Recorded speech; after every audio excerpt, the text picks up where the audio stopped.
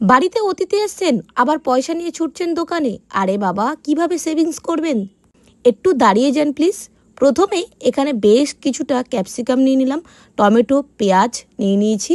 তোমাদের কাছে যদি আরও কোনো ক্যাপসিকাম যদি থাকে, মানে red bell pepper, yellow bell pepper যদি থাকে, সেটাও অ্যাড করতে পারো।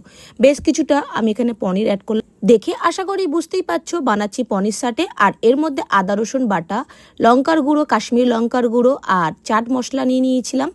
স্বাদ মতো লবণ, গোলমরিচের গুঁড়ো দিয়ে ভালো করে মশলাটা মাখিয়ে নিলাম। আর এরকম স্টিকের মধ্যে ভালো করে আমি গেঁথে নিয়েছি।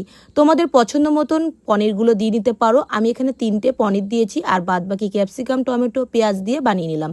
একটা গামলার মধ্যে বেশ কিছুটা নিয়ে নিলাম কর্নফ্লাওয়ার। আমি 2 চামচের মতন ময়দা দিয়েছি আর বেশিরভাগ কিন্তু আমি কর্নফ্লাওয়ার দিয়েছি। তারপরে একটা ডিম, গোলমরিচের গুঁড়ো, লঙ্কার গুঁড়ো দিয়ে, মানে কাশ্মীরি লঙ্কার গুঁড়ো, স্বাদ মতো লবণ, অল্প একটু জল দিয়ে সুন্দর করে একটা ব্যাটার রেডি করে নিয়েছি।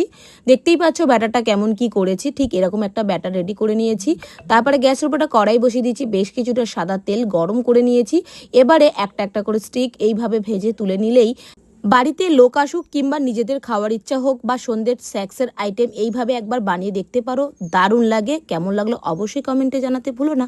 ভালো থাকবেন, সুস্থ থাকবেন, বাই।